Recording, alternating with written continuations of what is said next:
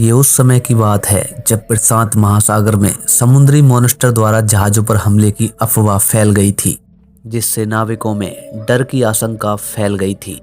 तभी हम अमेरिकी सरकार के प्रोफेसर पियरे एम को देखते हैं, जो एरोनेक्स और उनके सहायक से बातचीत करते हैं और उनको मॉन्स्टर के अस्तित्व को साबित या असाबित करने के लिए एक अभियान में शामिल होने के लिए आमंत्रित करते हैं।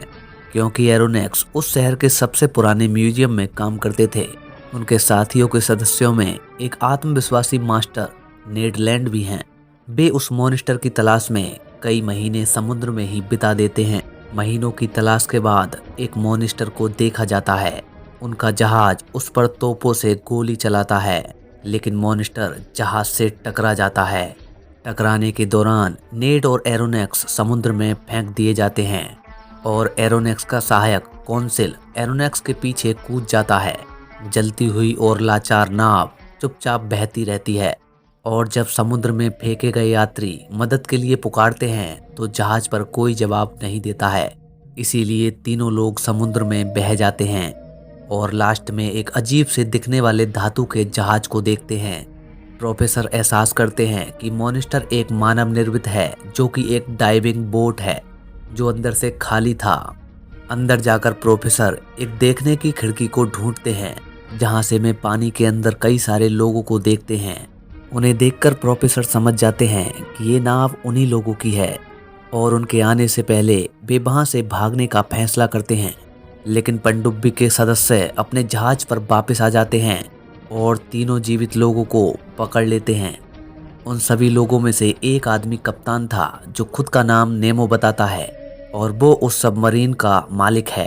तभी नेमो तीनों लोगों को डेक पर वापस भेज देता है, जबकि प्रोफेसर को, जिसे वह अपने काम और शोध के लिए पहचान लेता है, उनको रहने का अवसर देता है। लेकिन नेमो को ये पता लगता है कि प्रोफेसर अपने साथियों के बगैर मर जाएगा, तो वो उसके दोनों साथियों नेड और कौंसिल को पनडुब्बी पर चढ़ने की अनुमति दे देता है।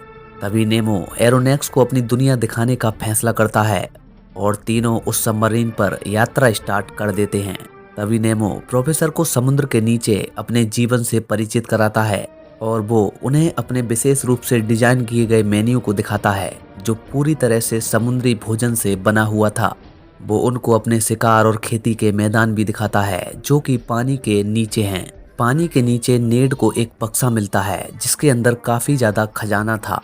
तभी नेड और कौंसिल उस खजाने को नाव तक ले जाने की कोशिश करते हैं, लेकिन तभी नेड को पता चलता है कि नेमो की टीम जब भी कोई समुद्री खजाना ढूंढती है तो उसे वहीं छोड़ देती है, क्योंकि नेमो का कहना है कि उसे खजाने की जरूरत नहीं है, क्योंकि एक स्वस्थ दिमाग और पेट भरने से ज्यादा उपयोगी कुछ नहीं है।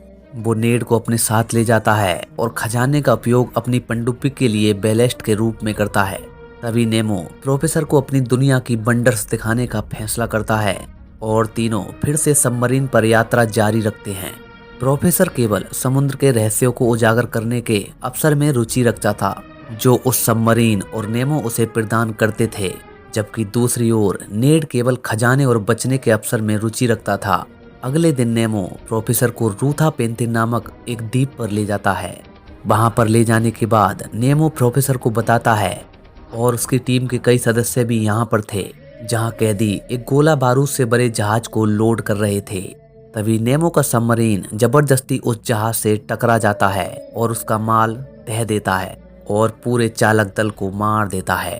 तभी नेमो प्रोफेसर को बताता है कि उसकी कार्रवाई ने युद्ध में हजारों लोगों की जान बचाई थी, और वो ये भी बताता है कि इस नफरत करने वाले राष्ट्र ने उसकी पत्नी और बेटे को यातना देकर मार डाला था, क्योंकि वे उसे अपने काम के रहस्यों का खुलासा करने के लिए मजबूर करने की कोशिश कर रहे थे। जबकि नेमो उन्हें कुछ भी बताना नहीं चाहता था, जिसमें पनडुब्बी बनाने और एक शक्ति के स्रोत की तकनीक भी शामिल थी, जो परमाणु प्रकृति का होने का संकेत दिया करती थी।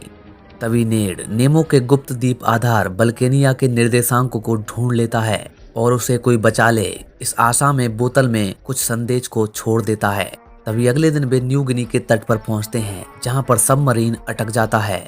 नेड आश्चर्यचकित होता है जब नेमो उसे कौंसिल के साथ जमीन पर जाने की अनुमति दे देता है, क्योंकि नेमो को लगता था कि वे जमीन पर नमूने इकट्ठा करने के लिए जा रहे हैं। नेड अकेले घूमने निकल जाता है और भागने के रास्ते को ढूंढ लेता है।